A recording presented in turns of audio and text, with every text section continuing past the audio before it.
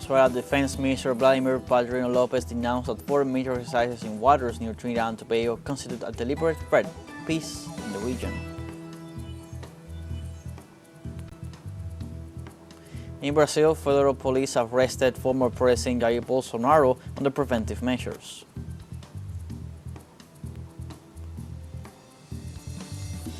In Palestine, authorities warn about the collapse of the healthcare system due to the Israeli attacks on the Gaza Strip.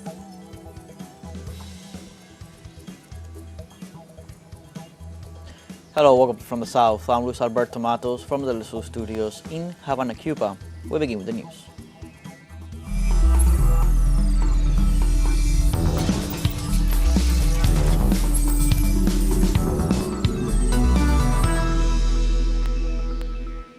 Venezuelan Defense Minister Vladimir Padrino Lopez denounced that foreign military exercises in waters near Trinidad and Tobago constitute a deliberate threat to peace in the region.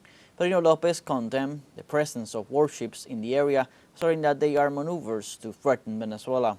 In addition, the official described the exercises as an aggression against the dignity of his country and a disturbance to the peace of the people of Trinidad. He also questioned the government of Prime Minister Kamala Persad-Bissessar for lending its territory to host instruments that he considers to be a destruction and aggression. The Minister of Defense warned that these actions represent a danger to all of South America and the Caribbean.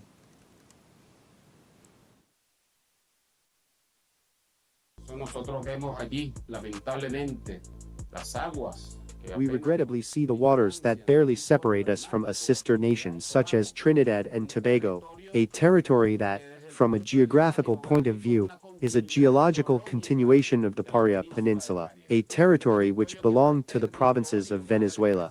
Therefore, those waters are not moving right now because of their natural tide, but rather because of the presence of destroyers moving those waters in an unnatural way, invading the privacy and tranquility of the Trinidadian people, and for the only desire and purpose of threatening la tranquilidad del pueblo trinitense y solamente por el deseo. The people of Trinidad are upset and disturbed by the military exercises that are not completely unplanned but deliberate in order to threaten Venezuela, and when they threaten Venezuela, they are threatening an entire continent. I am referring to the South American continent and the Caribbean, of course. Innocent drills do not exist. Continente suramericano y al Caribe, por supuesto, y sus pueblos. Maniobras inocentes, eso no existe. Podrán haber maniobras en el There may be planned drills in the world, but here, in this case, it is an aggression against the dignity of the people of Venezuela. And it is sad that the government of Trinidad and Tobago is lending its territory, degrading its territory and its sovereignty, so that instruments of death and mass destruction of peoples can be placed there. Para la muerte y la destrucción masiva de los pueblos. On Friday in Tegucigalpa, the capital of Honduras, the Minister of Foreign Affairs, Javier Bou, described the meeting with the Cuban-American Congresswoman of the far-right, Maria Elvira Salazar, at the U.S. Congress as interfering.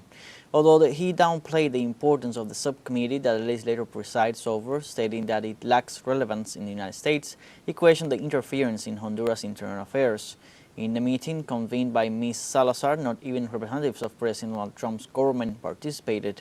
Only private organizations and lobbyists attended, who were also questioned for representing private interests that have confronted the government of President Xiomara Castro for prioritizing the integrity and transparency of Honduras.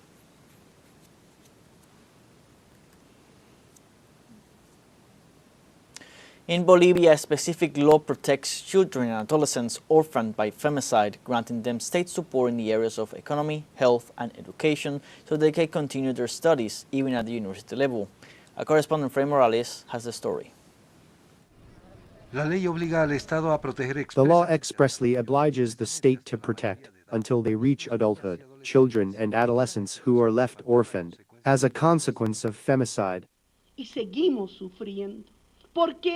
And we continue to suffer because the femicide perpetrator is either in prison or on the run, the victim of femicide is in the coffin, and the real victims of femicide, the collateral victims, are the children. Those children who at first are seen as the poor little orphans and are cared for, but later, like fish, they begin to be treated as if they smell bad. What's worse, they suffer abuse and mistreatment in an environment where they should have complete safety. y es más, todavía sufren abusos y vejámenes. La norma reconoce el pago de un The law 20%. recognizes the payment of 20% of the national minimum wage, about $70 per month, along with other benefits in favor of this population. Se da un bono económico de un 20%. An economic allowance of 20% of the minimum wage is granted, which amounts to about 500 Bolivianos per month, along with a food package especially for children under 5 years old, access to education, and access to healthcare until the age of 18. However, if it is demonstrated that they continue studying, this support is extended until they reach 25 years of age. Va aplazando hasta que tienen 25 años. Bolivia es uno de los pocos países que Bolivia is one of the few countries that has this type of legal provisions, which are in fact mandatory for states according to international agreements. Ratifica y, bueno, demanda It también. reaffirms and also demands the duty of due diligence. This duty of due diligence urges the state to comply with international treaties and conventions. This new law is based on the Belém do Pará Convention and the Convention on the Rights of the Child. In this sense, it establishes that the state must protect and give priority attention to boys and girls who have lost their mother or father in a situation of femicide. ¿No? Y dar una atención prioritaria. ante una situación de feminicidio In a actúan situation of femicide, the police act first, and immediately afterward the child protection offices, which depend on the municipalities. The orphans are placed in the care of the maternal grandparents, if the victim is the mother. Según el último registro del Observatorio de According to the latest record from the Observatory for the Enforcement of Rights, between 2016 and 2024, there were approximately 877 children orphaned due to femicide. What happens is that when a child loses their mother and the Office for the Defense of Children and Adolescents intervenes, the first step is to separate them from the family, which is the correct action and the most appropriate protective measure. However, this also creates an environment of vulnerability and lack of protection for the child. la medida de protección más adecuada. la ley promulgada a inicios de The este law, mes por el enacted at the beginning of this month by the previous government, requires a census of orphans who are victims of femicide. It confirmed that the majority of cases occur under the influence of alcohol, and therefore establishes a 1% tax on those beverages to help finance part of this protection program. In this country, an average of 100 femicides are recorded each year. Freddy Morales, teleSUR, Bolivia.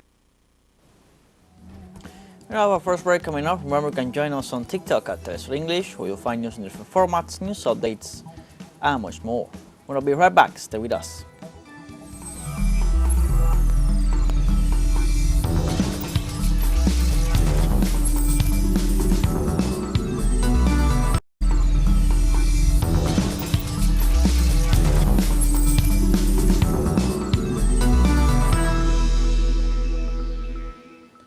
Welcome back.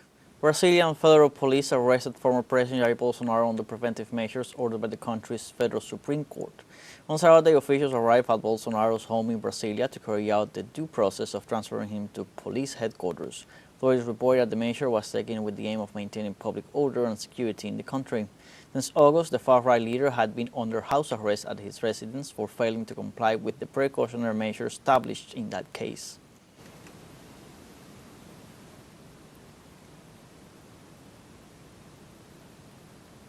Mexico City's Azteca Stadium is racing to meet a June 2026 World Cup deadline as crews push ahead with renovations to modernize the iconic venue. Several teams of engineers, architects, and builders began construction and modernization work on the stadium. The team's main objectives are to add new lighting, renovate the changing rooms, redesign the entrance to the field, and improve the ventilation systems before the tournament's opening match. According to Stadium Director Felix Aguirre, the renovation meets FIFA requirements and aims to ensure the long-term future of the venue. On the other hand, several experts have stated that next year's World Cup could lead to unfavorable developments such as gentrification, price increases, and real estate speculation.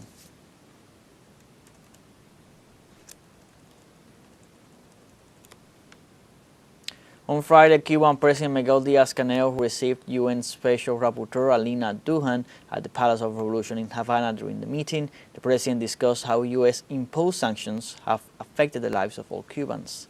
The official tasked with evaluating negative effects of unilateral coercive measures received a detailed report from the Cuban president, who highlighted not only the intensification of the blockade, but also the fraudulent inclusion of Cuba on the U.S. list of state sponsors of terrorism.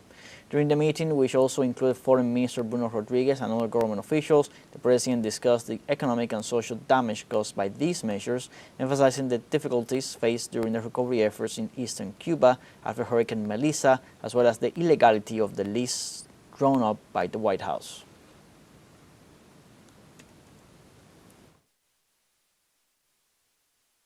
I insist on using the term intensification because it truly describes the nature of the blockade at this time, and it has a lot to do with the measures Trump implemented during his first administration to intensify it, as well as with Cuba's inclusion on the list of countries that supposedly support terrorism. The whole idea of the list is completely incoherent, not to mention false, but it is incoherent, even within U.S. foreign policy itself. Let me tell you something. Trump included us on the terrorist list during his first administration. Biden kept us there, and at the end of his term, he removed us. But when Trump took office again, within days, we were back on the list. It's hard to understand how the criteria for including a country on a list that is supposed to be as serious as this one for the United States can change so quickly. But the reality is that being on that list is a tremendous blow to the aspirations of the Cuban people.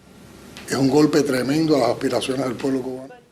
And Cuban President Miguel Díaz-Canel, during his visit to the province of Holguín, supervised the recovery efforts and preventive measures caused by Hurricane Melissa. The president spoke with the residents of Cueto and Sagua de Tanamo, two municipalities that suffer severe flooding due to the overflow of rivers.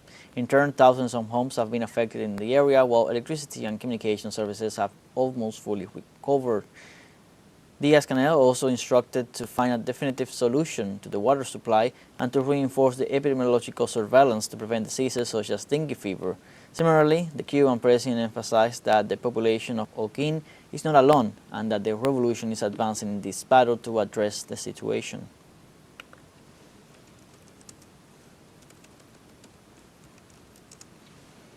The Colombian president rejected the aggressions by the U.S. government and warned that if there is no rectification, he will initiate a legal battle in U.S. courts once his presidential term ends.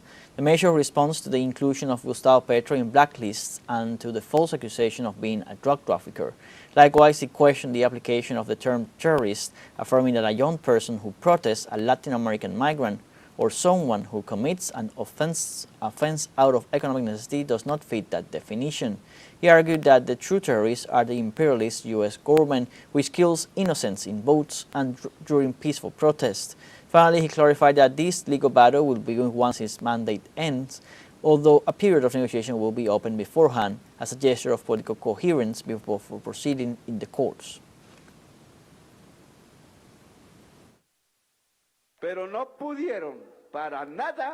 But they couldn't demonstrate at all why I'm on the Clinton list.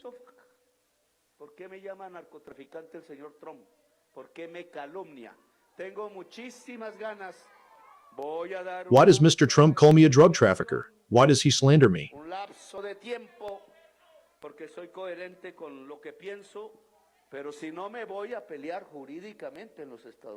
I'm very eager. I'm going to allow a period for negotiations, a time frame, because I am consistent with my beliefs.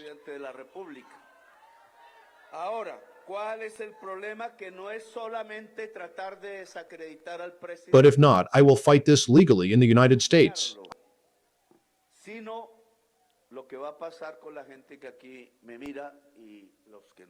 I'll have the time because I'll no longer be president of the Republic. And in Peru, during the government of elected President José Hedy, the country reached its highest homicide rate since 2017. Since October 10th, Peru has reported the highest daily homicide rate in 7 years under the current government, according to reports from data analysis experts. In total, 213 homicides were recorded in the country, equivalent to an average of 5.53 per day, based on the death information system. Despite extending the state of emergency in Lima and Callao, Hedy's measures have failed to contain insecurity, and it is estimated that the homicides are being committed with an increasingly higher level of violence.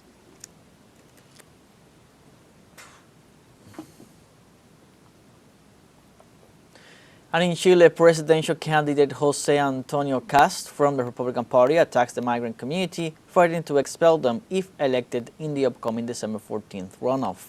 The far-right candidate Cast warned that illegal migrants have 111 days to leave the country voluntarily, or they will be detained and expelled without their belongings, and will be banned from re-entering the South American nation. He also stated that he will impose sanctions on anyone who transports, delivers goods, or assists irregular migrants in any way.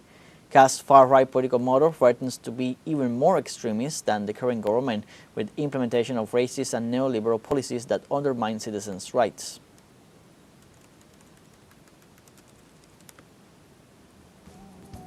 Now, have our second break coming up. Before we invite you to visit our Facebook page at teleSUR English, there you'll be able to watch our top stories, special live coverage, and much more.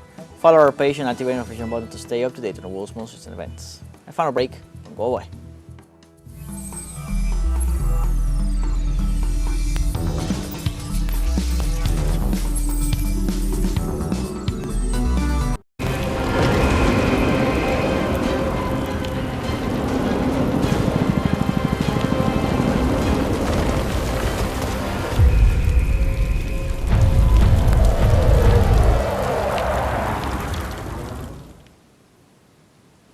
Welcome back.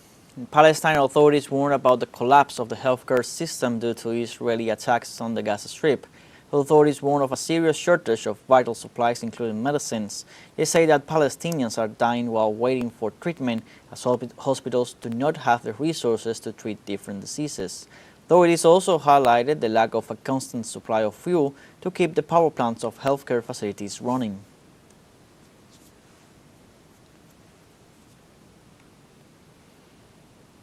On Friday, the United Nations Children's Fund reported that since the ceasefire in Gaza came into effect, Israel has killed at least 67 Palestinian children.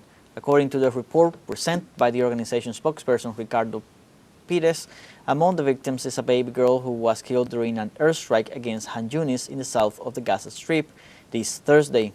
Pires described the pattern of executions by the genocidal regime as shocking and stated that since October 2023, more than 20,000 children have been killed or injured in the Palestinian enclave. UNICEF has also reaffirmed its rejection of the use of hunger as a weapon of war and points out the devastating effect that Israel's attack has had on Palestinian childhood.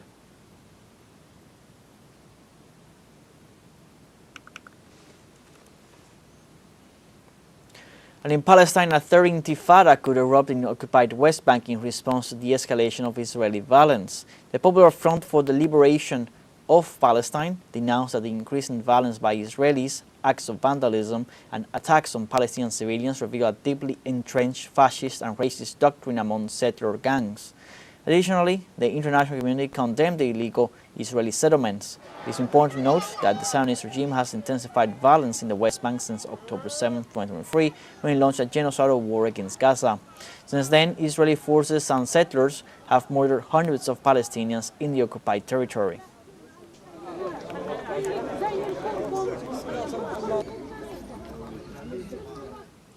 In other topics, in Nigeria, 227 people were kidnapped from a Catholic school in the north of the country.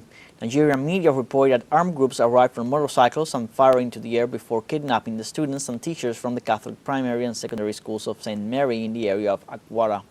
According to the authorities' report, the incident occurred around 2 a.m. Authorities have also confirmed that some of the students were able to escape from the attackers and were later reunited with their parents. For their part, the police and security forces immediately launched a search and rescue operation.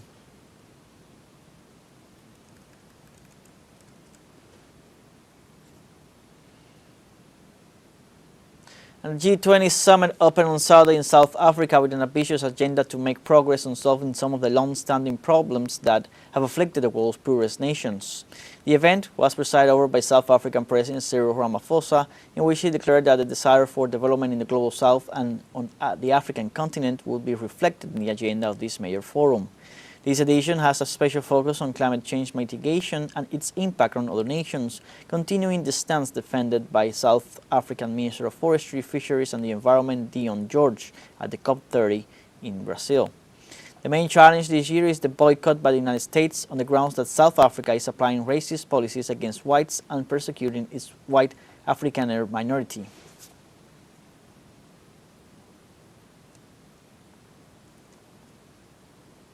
In Spain, family members of deceased residents protested to demand truth, justice, and the resignation of the President of the Community of Madrid, Isabel Díaz Ayuso, for her management of nursing homes during the pandemic. Healthcare associations and social movements marched through several streets in central Madrid to the government headquarters to denounce the non-referral protocols applied by Díaz Ayuso's administration in 2020. The measures consisted of prohibiting the transfer to hospitals of thousands of elderly people with dependency or cognitive impairment.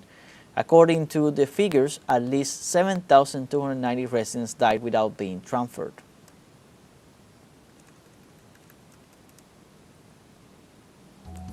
Like this, we have come to the end of this news brief. You can find these and many other stories on our website at telesurenglish.net. So join us on social media, Facebook, X, Instagram, Telegram, and TikTok. For TeleSUR English, I'm Luis Alberto Matos. Thanks for watching.